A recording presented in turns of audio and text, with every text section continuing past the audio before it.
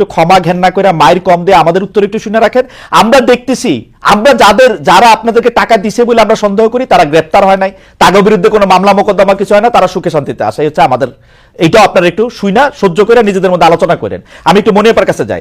মনিয়াপা, আপনারা মানে আমরা 1 মাসের কম, মানে এদেরকে শিশুর চেয়েও কম বলা যেতে পারে রাজনৈতিক দলের বয়স হিসাবে 1 মাস ইনফেন্সি, তাদেরকে যখন আমরা জিজ্ঞেস করি এই যে টাকা পয়সা কই পাইছো, ইফতার কেমনে করছো, আমি দেখতে পাই যে আপনারা খুব খুশি হন। কিন্তু আমরা যখন বলি জনাব তারেক রহমান লন্ডনে আসেন, তার ব্যয় কোথা থেকে নির্বাহ হইতেছে, গত 15 বছরে কোথা থেকে তিনি এই টাকা পাইছেন, আপনারা রাজনৈতিক দলগুলি কিভাবে ওপেনলি এই টাকাটা কিভাবে, মানে এনসিপি কিভাবে টাকাটা দেখাবে, এটা বিএনপি দেখাই দিবে তো যে ভাই এইভাবে টাকাটা দেখাবা তোমরা, এটাকে আপনারা দেখান কখনো?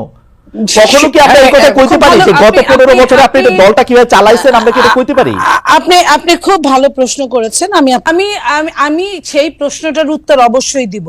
আমি বলি নাই যে কন্টিনেন্টালের 10টা হোটেল, কন্টিনেন্টালের 10টা রুম আটকায় রেখে 53 কোটি টাকা এই 1 মাসের একটা বাচ্চা দলের, শিশু দলের 53 কোটি টাকা এই কথা সত্য না, এই কথা সত্য না, এটা বিএনপি প্রপাগান্ডা, এটা বিএনপি প্রপাগান্ডা। আমি এটাও বলি নাই, পত্রিকায় দেখেছি, আমি পত্রিকায় দেখে কথা বললাম। আমি এটাও বলি নাই যে পিজি হাসপাতালের 8টা 10টা রুম মাসের পর মাস আটকে রেখে আপনার কি বলে কেবিন আটকে রেখে সেটা। আমি কিন্তু এটাও বলি নাই যে আপনার এই যে প্রত্যেকেই চাঁদাবাজি করতে গিয়ে প্রত্যেকটা জেলায় বলতেছেন আপা এগুলা, আপা আপনি আপনার অর্থনৈতিক স্বচ্ছতার কথাটা বলেন আপা। আমি আমার অর্থনৈতিক স্বচ্ছতা, বিএনপি প্রত্যেক বছর বিএনপির যে অফিস আছে, অফিস থেকে এটার নির্বাচন কমিশনে একটা জবাবদিহিতা থাকে, এটা আমি দেখছি আপা। আপা এটা আমি আপা আমি আপনাকে বলি, এটা আমি গত 27 বছর ধরে দেখে আসতেছি। এইটা একটা এমনই, মানে আমি এটা নিয়ে আর কোনো কথা বলতে চাই না। এটা আমি আপনাকে বলি, আমি আপনাকে বলি বিদেশি সংস্থার কথা যেরকম হইতেছে, আদর্শ সংস্থার কথা যেরকম হইতেছে, বিএনপির বর্তমান চেয়ারম্যান যে দেশে থাকে সেই দেশের ওয়েবসাইটে ঢুকে দেখা যায় কে তাকে কত টাকা দিচ্ছে।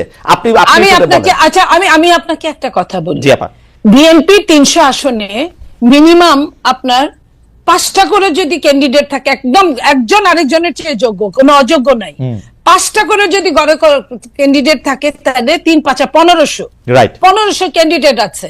1500 ক্যান্ডিডেটের মধ্যে আপনি জানেন বিএনপির ম্যাক্সিমাম অনেক ক্যান্ডিডেট কিন্তু অনেক বাংলাদেশের শীর্ষ ব্যবসায়ী, সবচেয়ে ধনী, রাইট, এবং আওয়ামী লীগের আমলে তারা খুব দারুণ ব্যবসা করেছে, সেজন্য তারা একটু কৃতজ্ঞ আছে আওয়ামী লীগের কাছে। এইখানে যত আপনি এখানে টিপ্পনি দিতেই পারেন, হ্যাঁ আমি স্বীকার করি বাংলাদেশ এমন একটা দেশ যেখানে আপনার সব সময় সব জায়গায় আপনার কিছু না কিছু দালালরা থাকে, কিছু না কিছু মুনাফিকরা থাকে। আমি ওইটা বললাম। এবং যে লন্ডনে আমাদের নেতা থাকে জনাব তারেক রহমান, সেখানে প্রায় 30 থেকে 35 লক্ষ শুধু বাঙালিরাই থাকে লন্ডনে, এবং তার মধ্যে 15-20 লক্ষ আপনার সিলেটি আছে, আপনি খেয়াল করেন, যাদের অনেক হোটেল আছে আপনি জানেন। যেমন ধরেন তারেক রহমান সাহেবের সেক্রেটারি ওখানকার, আপনি বিপদ হবে, আপনি আটকাবেন, আমি বলি আপনি এই কথাটা বলেন না, আমি আপনাকে খুবই ভালোবাসি, সেজন্য আমি আটকালাম। আমি আপনাকে বলি আমার কোনো অসুবিধা নাই, আমাকে বলি, আমি প্রশ্নটা বলি, জনাব তারেক রহমান রে বাংলাদেশে থাকা 1500 সংসদ পদে, আমি ওটা বলি নাই, আমি সংসদ পদে যে কেউ তাকে 1500 কোটি টাকা দেয়, আমার কোনো আপত্তি নাই। আমি শুধু এটা 1500 কোটি টাকা আমি এটা ক্লিক করে দেখতে চাই যে এটা কোথা থেকে আসতেছে। আমার শুনেন, আমার দিতে হবে কেন? আমার যে নেতা, আমি আমার নেতাকে পছন্দ করতেই পারি, আমার নেতার বিপদের সময় আমি তার পাশে দাঁড়াতেই পারি না, এখানে কিন্তু কোনো নিষেধাজ্ঞা নাই, এখানে কোনো নিষেধাজ্ঞা নাই। এবং যারা সারা বিশ্বে বিভিন্ন জায়গায় ভালো ভালো জায়গায় আছে, তারা যারা বিএনপি করে তারা তার নেতার পাশে দাঁড়াতেই পারে। আমি কিন্তু এই কথাটা বলছি, তার জন্য তাকে যে কিছু করতে হবে সে তো সারাদিন কিছু করতে হবে না, পাবলিক পারসন হিসেবে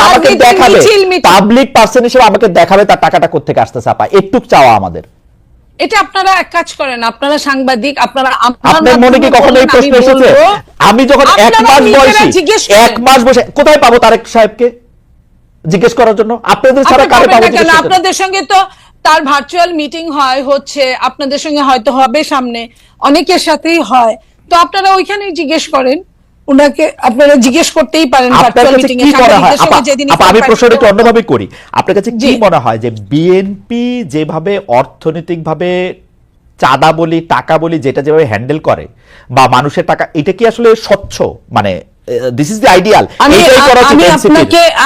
আমি আপনাকে একটা কথা বলি, বাংলাদেশের যে সিস্টেম রাজনীতিবিদদের জন্য, রাজনীতির, আমি সত্যিকার মন থেকে বলছি আপনাকে, সেই সিস্টেম কোনোটাই ভালো নয়। যে বলেন না পকেটের সংখ্যা যত বাড়ে পকেট মারের সংখ্যাও ততই বাড়ে। Absolutely. তো ওই পকেট মারের সংখ্যা বাড়াটা নেগেটিভ রাজনীতি, নেগেটিভ প্রতিযোগিতা, নেগেটিভ প্রশাসনিক কার্যক্রম, নেগেটিভ সবকিছু, এগুলা কিন্তু বাংলাদেশে কোনো তুলনাহীন হতেই আছে। তো সেই জায়গায় আপনারা পজিটিভের জন্ম দেন, পজিটিভের জবাবদিহিতা, ট্রান্সপারেন্সির জন্ম দেন। সেইখানে প্রত্যেকেই, আপনি যে বলছেন যে চমৎকার একটি কথা আপনার ডক্টর জাবির সাংবাদিক- বলছিল যে আমরা কিন্তু আন্দোলনে কে আগে ছিলাম, কার কত কৃতিত্ব সেটার ভাগ নিতেছি, এই নতুন বন্দোবস্ত করার ভাগ নিব না, আমরা একটু দেখাবো না যে 2025 থেকে বিএনপির টাকা হইলো এই। না, ওরা তো, আমি বলি আপনাকে, চেবিন যেটা বলছে এটা একদম ডাহা ভুল, আমি মিথ্যা বলবো না। ভুল এই জন্যই যে আপনার জেবিনরা কি বলছে, বাংলাদেশকে একটা সুন্দর স্বপ্ন দেখাইছে, বাংলাদেশের সব প্যারেন্টসদেরকে, বাবা মাদের, তারা একদম আলাদা বাংলাদেশ করবে। আলাদা বাংলাদেশ কে, আমি অধম তুমি তারও চেয়ে অধমতর, অধিকতর অধমতম হইবে না, এটা তো না। এটা কবি কি বলেছে? আপা, আমরা আওয়ামী লীগ প্রসঙ্গে আছি, আমরা একদম শেষ পর্যায়ে। আমার হাইপোথিসিস মার্কা প্রশ্নটা একটু শুনেন। বিএনপি যে 15 বছর ব্যর্থ হয়েছে, এর কারণ হচ্ছে আমরা কেউ বিএনপির পাশে যাই নাই, আর ওরা যে ব্যর্থ হইতেছে এই দায়ও ওদের না, আমরা কেউ ওদেরকে সাহায্য করতেছি না কিন্তু আসলে।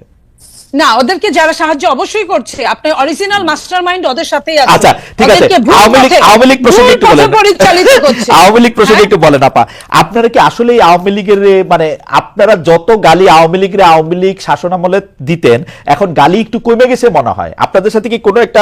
আমি একটা জিনিস বলি শোনেন, যে মানুষটা চোখের সামনেই নাই, যে মানুষটার সবকিছু নিয়ে পালিয়েছে, যে মানুষটাকে ধরতে পারছে না, যাও ধরার কথা সেটা সরকার ধরছে না, যে মানুষটা আমার সামনে নাই। আজকে কথা কি ছিল, আমার সঙ্গে জেবিনের টকশো করার কথা ছিল না, আমার সাথে আওয়ামী লীগের একজন হয় পতিত নেতা, এমপি বা মন্ত্রী, এদের সঙ্গে করার কথা ছিল। সো যে মানুষটাই নাই, তার নিয়ে আকাইমা খালি মানে গিবত করাটা, এটা গিবতের পর্যায়ে পড়ে। আর বিচারটা আমাদের চেয়ে, বিএনপির চেয়ে পুর খাওয়া, এই 15.5 বছর কত যে পুকুর পারে, ঘাটে ঘাটে, আপনার কি ডুবার নিচে, হঠাৎ করে আওয়ামী লীগের প্রতি আপনাদের একটু ভালোবাসা বাড়ছে কিনা মনে আপা, সেটা বলেন। শোনেন, যে কোনো বিদেশে আছে, দেশে আছে, না আমি ওটা বলছি না। ওরকম কোনো কষ্ট, আমরা বিএনপি হলে এরকম একটা দল, উদারনৈতিক দল, বিএনপি হলে এরকম একটা দল, যে দলটা এরকম, যে একটা বাঘ 10টা মানুষ খেয়ে ফেলছে, তারপরে বাঘটা গুলি খায়, আহত হয়ে কাতরাচ্ছে, বাঘটার কাছে হয়তো 1 গ্লাস পানি নিয়ে গেল। এটা কিন্তু সৃষ্টিকর্তা এই বিধানটা দিয়ে দিয়েছে।